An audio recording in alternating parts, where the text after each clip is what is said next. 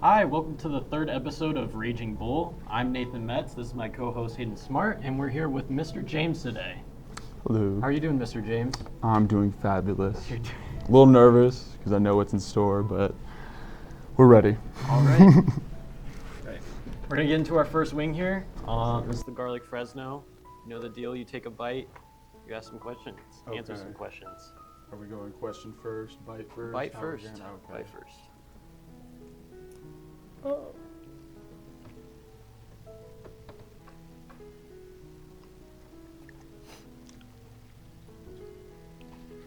All right.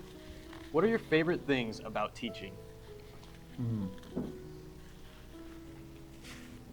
I think for me, as part of going into teaching, it's part. I guess it's like every teacher has that kind of aspect. Whatever subject you teach, maybe you had some history with it, and so okay, like maybe you weren't the best at it, or you know people that struggled with it.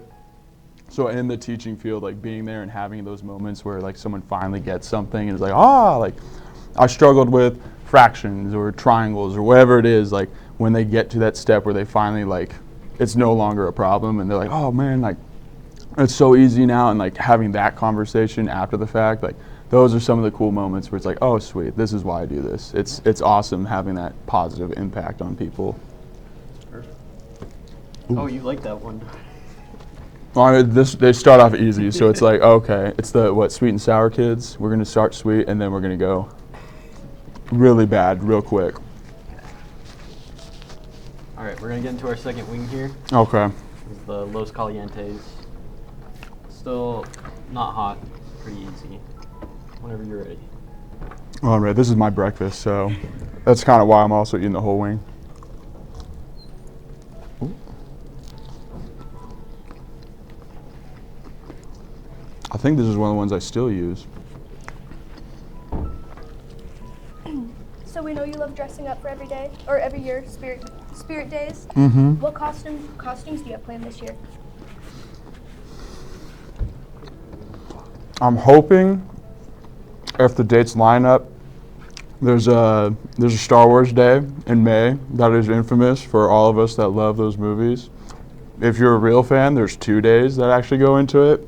I'm hoping that the dates line up this year, so for May 5th, May 6th, I'll pull out some of my Star Wars outfits. I don't know which ones, but I may be practicing my Wookiee chant or whipping out some lightsabers, so be on the lookout for that. Cool. Yeah, that one's a little hotter. It is a little hotter.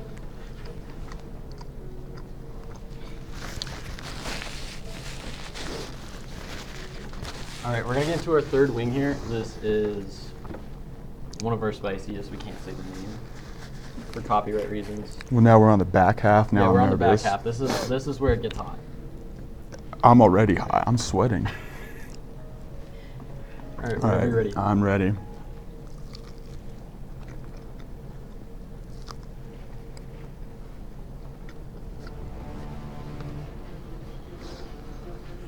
Yeah, that's a jump up.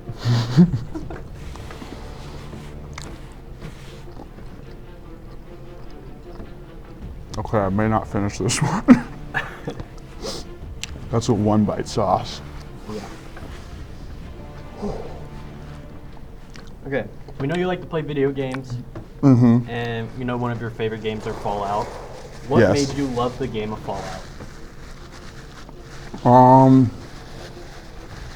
I think it's a mix of, because I've always loved role-playing games because it has like that full freedom, like, oh, I can play this way, I can play that way. There's also the humor aspect of that game, like there are always so much satire and jokes and culture references in there that are, especially like ones I always love picking up on, like, oh, this is hilarious. But it's also I love history so much, and the way that they do the story with that one, it's like alternate take on World War II, the Cold War leading up to like modern day, like the whole post-apocalypse that they set up. Like it's just so interesting. Yeah, like every game I just love jumping into it and playing like where it's set, and that's part of it too. Like each game is set. One game's in Vegas, one game is in DC, one game is in LA, so like you're seeing different parts of the country, and like they just came out with a London one, So you get to see like how all of this is affecting, and you get to see like the different aspects all over the world. Yeah, and does your love for games also help you connect to the students here at Arbor? I would say yes, because that's always a common conversation, like especially like some of the shirts I wear where it's like, oh, you play that game, or the things I have around my room. Yeah. I'm like, oh, my Legos too. Oh my God.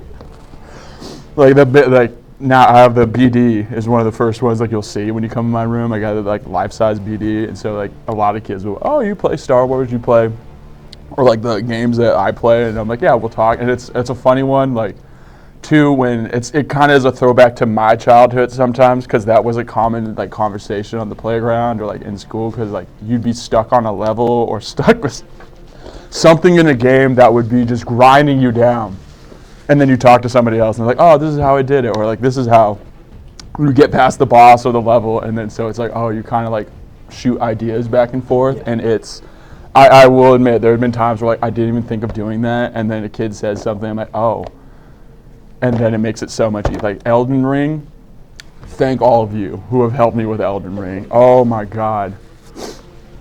I never would have finished it if it wasn't for like students saying like, oh, you need to go to like here and get this and that. I'm like, I never would have thought of that. Like, oh well. So yeah, I back to your, yeah, it does help with connecting and like having a common ground between them. All right, well, we're not going to have a common ground here because we all hate this wing. I already hate the last one. All right, we're going to get into this last wing here.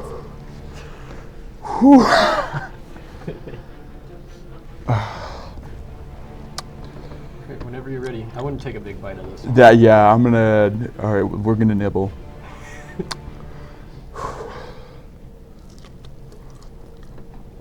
We'll do 2 nibbles.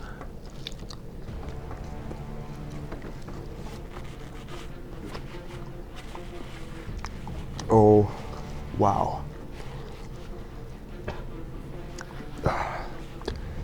Even though these aren't the bomb, it still feels like them. At least though I'm not like in a haze. This is manageable yet. We'll see in like 20 seconds, 30 seconds if it's okay. Out of all your teaching experience, have you seen any weird or crazy things?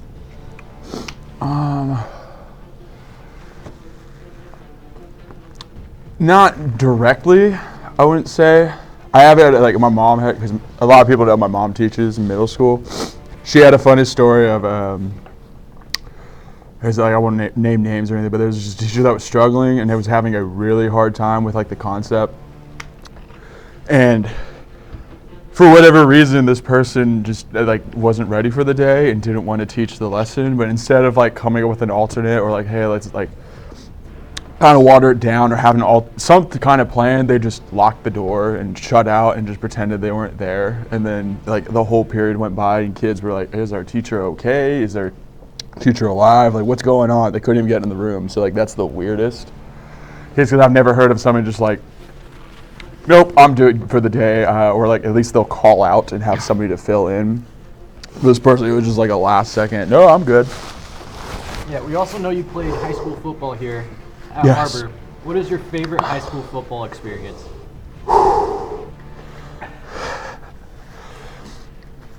It's actually it's kind of a funny one. It's more of a like this is a play that sticks out to me. It's so funny. All linemen, you'll understand when you get that moment when it's a pass play and you're like, oh, I got a clear shot on the quarterback, and I'm gonna get that sack. I had one of those, but mind you, I was playing Gorman. So it was, and we were close, and we were like 1 touchdown down, 2 touchdowns. So I'm like, oh yeah, like we're gonna keep it close. And it was like the whole crowd. I heard them going as I was like getting closer and closer to the quarterback, and this dude broke my ankles, and it just went. And it was kind of just a funny like, oh haha, like, nah, just accepted. Like yeah, that's just not my forte. I can stop running, I can stop other things, but then yeah, I got back there, almost had my shiny moment. Even as I'm falling down, watched him run in and get the touchdown. I'm like, okay. that was wonderful. But it's kind of a teaching moment because you're just like, oh yeah, also like you're not the biggest, baddest dude out there all the time.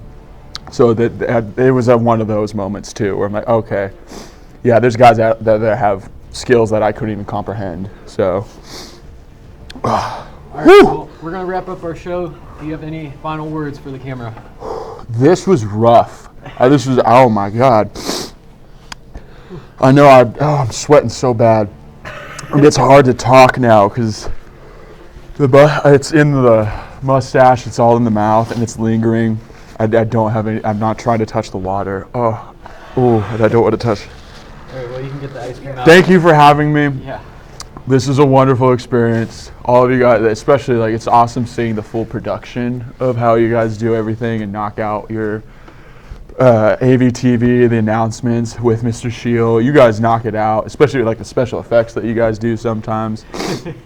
I'm excited. I've been excited to see how this plays out since last week when you told me that I was doing this.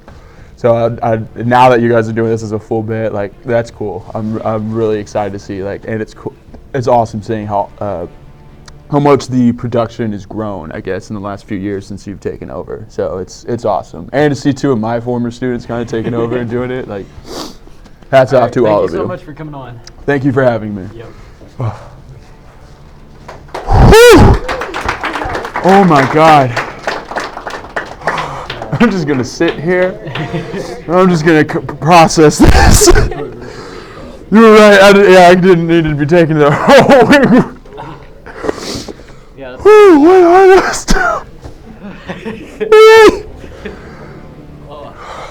You could take the tape off if you want. They're not as bad as the bomb, but they linger. It's so hard to talk.